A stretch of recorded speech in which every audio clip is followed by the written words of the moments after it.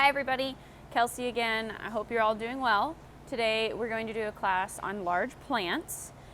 So we're basically just going to talk about how to maintain and care for larger house plants that you have in your house.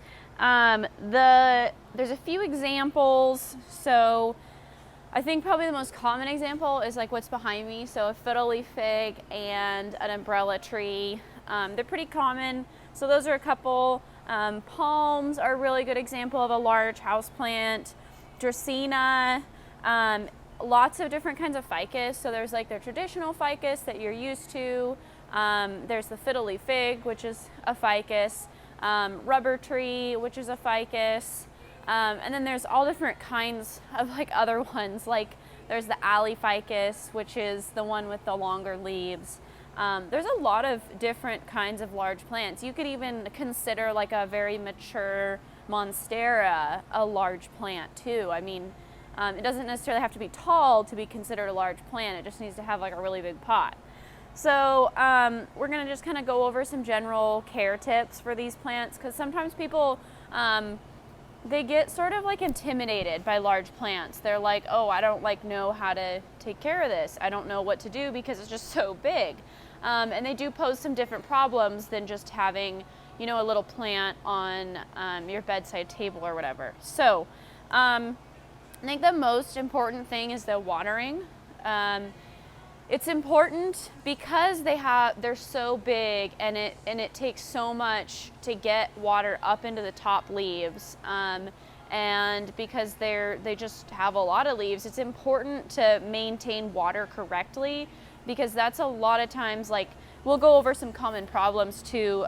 Leaf drop usually is a water problem. So you kind of have to experiment with this a little bit, like if you're new to large plants. What I like to do is just do, like, kind of depending on the pot size, a cup or 2 cups at a time, and just pour it in there and then wait a few minutes, and then pour it in and wait a few minutes.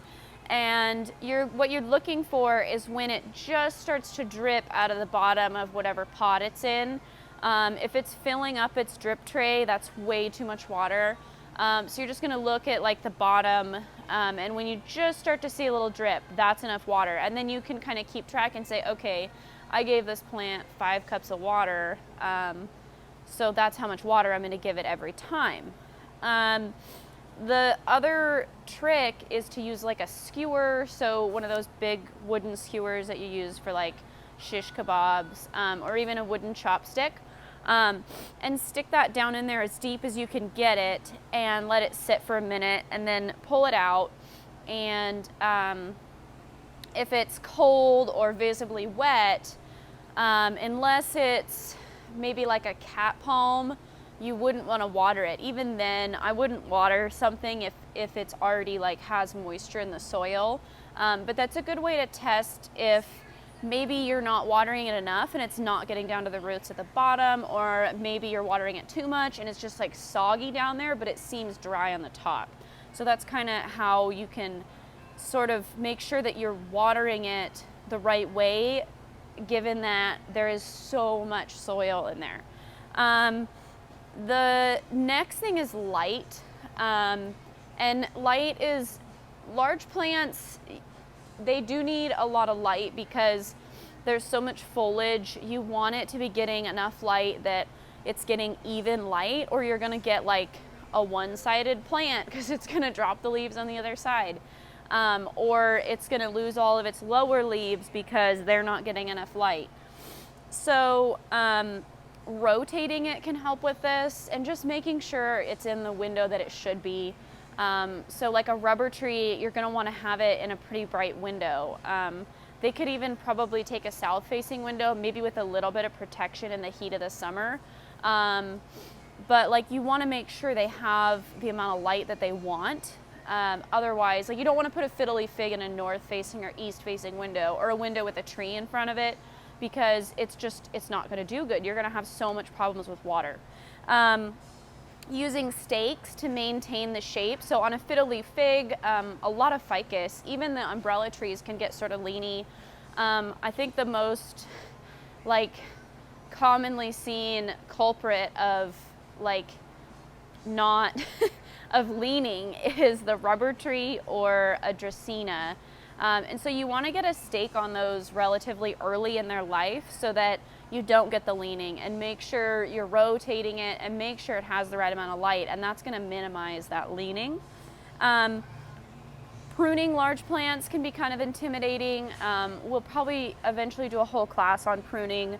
But you want to do that mainly in the spring because it is like pruning a landscape tree. Kind of think of it like a landscape tree. So you don't want to prune it in the middle of winter because there's just not enough light to support the new growth to replace what you pruned off. So you want to prune it in the spring either for shape, prune out any dead growth that's kind of icky, you know, anything that you feel like you need to do, you want to do that in the spring. So the next thing is repotting. Repotting can be really challenging with large plants. It's a little bit of an ordeal. So, you know, say like these plants are in, I think, a 14-inch pot, and you would pot it into, say, maybe an 18-inch pot, and you wouldn't need to repot it for 3 to maybe 5 years if you really pushed it. So you don't have to do it very often, but you don't want to, like, if you did it every year, it would be too much, but you don't want to let it go too long either. And I know 5 to 7 years seems like a long time, but a lot of people have plants for years and years and years, and they never repot it, and you get a lot of different problems from that. So just make sure that you sort of remember about how long you've had it, and you repot it every 3 to 5 years. And you go up about 2 to 4 inches. Sometimes with larger plants, I'll do the whole 4 inches just so that you get a little bit longer out of it. And they have such a good root system that they can usually take that little bit of extra soil. Make sure the pot has a hole. Make sure there's drainage. Never pot anything, especially a large, long-lived plant, into anything that doesn't have a hole. Check. The way you can know if it needs to be repotted is you can, what I like to do is kind of stick my finger like on the edge of the pot down like where the soil meets the pot, and if it's really stiff, that means the roots are circling and it's probably ready for a repot. If it's like super, like if it's easy to get your finger down in there and it's really loose, then you're fine. You don't need to repot it. And then hopefully it's somewhere in the middle, and then that's time to repot. So you can feel roots, but it's not like it's like a hard like outer shell of roots. So hopefully it's, you know, somewhere in the middle there.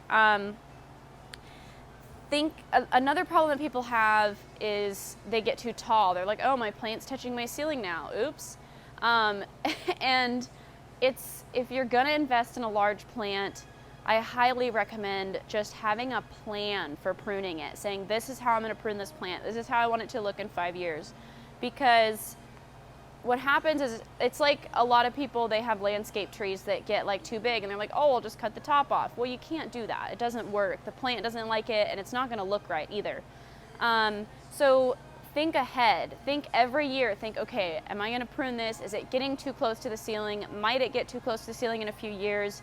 And maintain the height so that you're not going to have this plant that's like bending over your ceiling. And then purchase a plant that, you know, isn't going to get so big so quickly that you can maintain it in the position you're going to put it in. Of course, people move, you know, but just make sure you're thinking ahead about that. Like, don't wait until it touches the ceiling. Get it when it's a few feet from the ceiling. And just, again, every spring, it might need a little bit of pruning just to keep it at the right size. Another really important thing with large plants is to spray them regularly. I like 8, the 8 for houseplants a lot, just because it works so good, and it's, you know, safe it's rated to use in the home, and so I like that, and I just spray my plants like once a month or so, and sometimes there will be little problems, but normally it's fine. Like, normally I don't have any pests that get so out of control that it kills a plant, especially with large plants, because it's hard to check every single leaf. There's so many nooks and crannies. You just want to spray it regularly so you don't have to worry about it. Plus, I'm assuming if you bought it large, it was a lot of money. So you do want to just spend that extra $10, get the spray and spray it regularly, because it's just going to be how you're going to have the best long-term success. And on that sort of line of thinking, you want to fertilize it regularly too. So that's an important thing to consider when you're purchasing a large plant also, is getting the right fertilizer. And of course, every plant's going to be a little bit different, but generally you'll fertilize once or twice a month, March through September.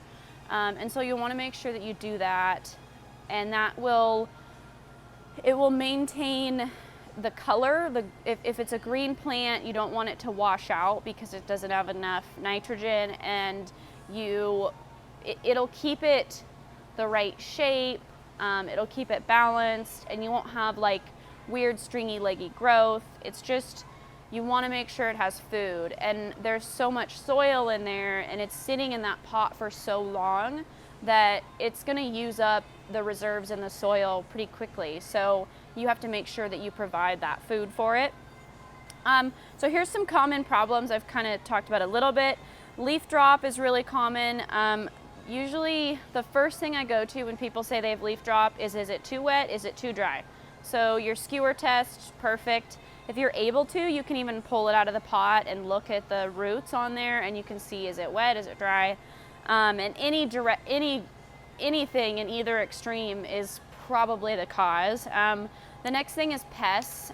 Spider mites can cause leaf drop. Scale can cause leaf drop.